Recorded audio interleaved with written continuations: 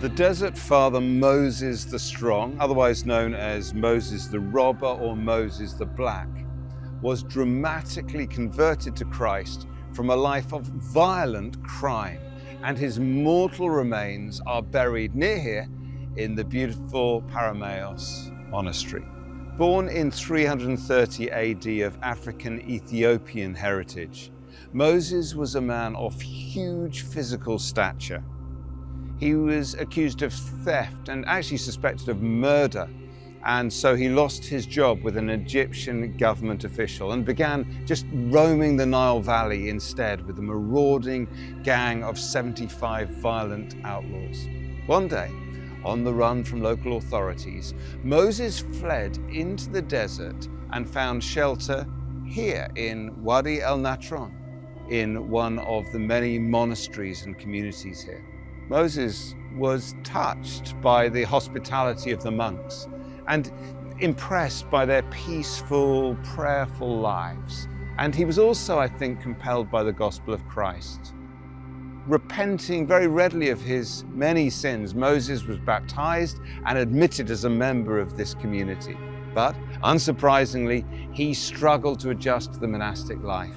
He was sorely tempted by his old ways and often felt like a failure. Seeing this, the abbot, a man named Isidore, took Moses onto the roof not far from here in the monastery early one morning. And together they watched the first rays of dawn just coming up over the horizon. Only slowly do the rays of the sun drive away the night and usher in a new day, said Isidore.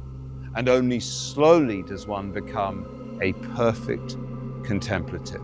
Slowly the Sun of Righteousness did indeed dawn upon Moses. His heart was gradually transformed and his wisdom became renowned.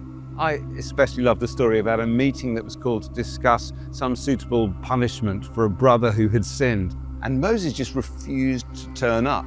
His superiors insisted that he came, and when he did, he arrived with a sack of sand over his shoulder that was leaking. "My own sins run out behind me and I don't see them," said Moses, "so why am I coming to judge the errors of another?"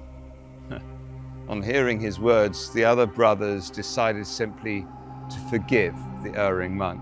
On another occasion, when someone asked Moses how to grow in his faith, he replied very simply, "Go sit in your cell and your cell will teach you everything." At the age of 75, bandits came to attack his monastery.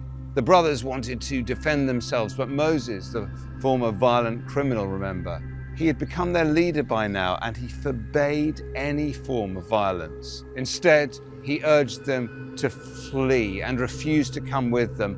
"I've been waiting for this day for many years," he explained. And then he cited the words of Jesus, "All who take the sword will perish by the sword."